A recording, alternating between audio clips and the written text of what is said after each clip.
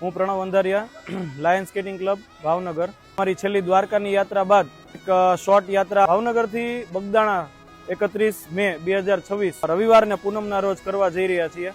31 બાળકો સાથે ટોટલ 81 કિલોમીટરની સ્કેટિંગ યાત્રા અમારી થવા જઈ રહી છે. સ્કેટિંગ યાત્રા માટે અમારા લાયન સ્કેટિંગ ક્લબના બાળકો 1.5 મહિનાથી મહેનત કરી રહ્યા છે અને એમના વાલીઓ પણ આ યાત્રા પાછળ લોકોને પ્રોત્સાહિત કરી રહ્યા છે. લાયન સ્કેટિંગ ક્લબ ભાવનગરની ટીમ ભાવનગરથી બગદાણા સ્કેટિંગ યાત્રા કરવાની છે, જેમાં સવારે નીલમબાગ ખાતેથી આ યાત્રા સ્થાન થશે. સવારે 10 વાગે ધારડી પહોંચી આ યાત્રા વિરામ લેશે. બપોરનો વિરામ બાદ સાંજે 4 વાગે આ યાત્રા ફરી શરૂ કરી અને સાંજે 7 વાગે ગુરુ આશ્રમ બગદાણા સ્કેટિંગ યાત્રા પહોંચી અને સંધ્યા આરતીના આ બાળકો દર્શન કરશે. જય સીતા